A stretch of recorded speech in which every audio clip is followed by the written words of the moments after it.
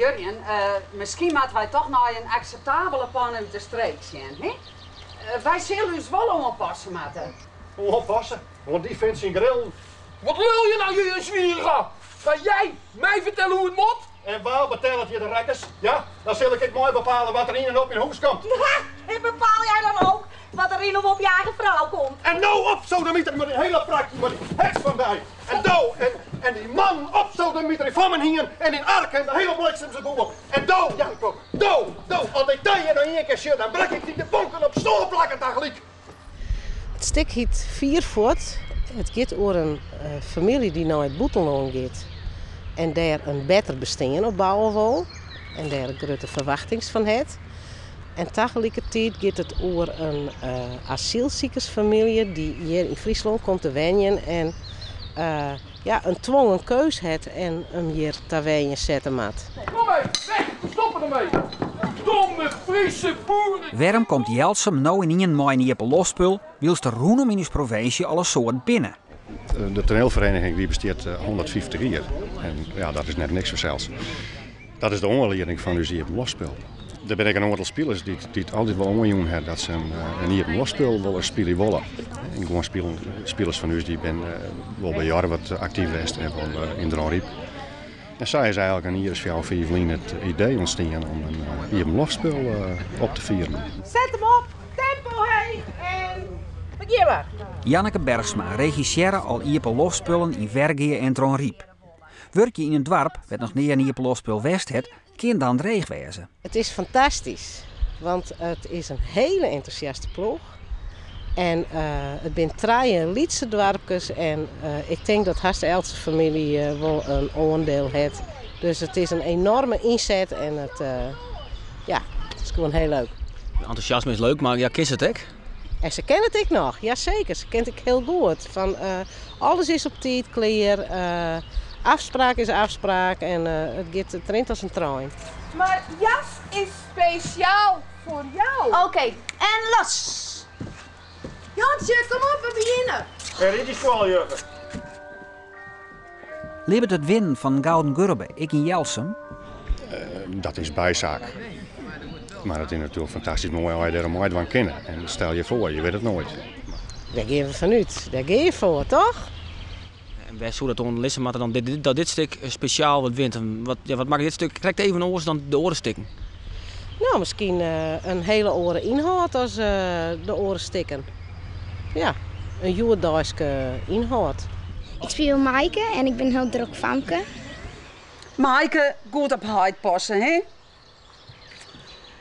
Ik ga over op de keertsen, Fanke. Als het achter die shirt, dan zit al je stoeltjes zitten. Daar zitten straks al je meezingen. Vind je dat niet spannend? Als dat er zoveel meezingen komen en dan mag ik nog alles goed van. Ja, dat vind ik heel spannend, want dan krijg je helemaal kriebels in je buik. Denk je dat het al je goed gaat, Sil dan? Ja, ik denk ik misschien een beetje stotter of zo, maar ik hoop het net. Viel ik maar thuis, ben ik hier vrij. Na je weer of dit is echt in je keer? In de eerste instantie is het net zo dat we elke keer een losspel opvieren zullen. Maar ze is nooit. Jongeman! Jonge man. Ga je ooit wel eens die zijn, dan staat er uitzocht als een jonge prins uit 1001 nacht. De haatfiguur Blanche, zij komt bij haar zuster en zij ziet het om hulp. Ze had de erfenis van de familie verkwanseld. En zij komt in het Lietse huis van Stella. Die is trouwd met Stanley. Zij accepteert Stanley net. Ze vindt hem een primitieve arbeider.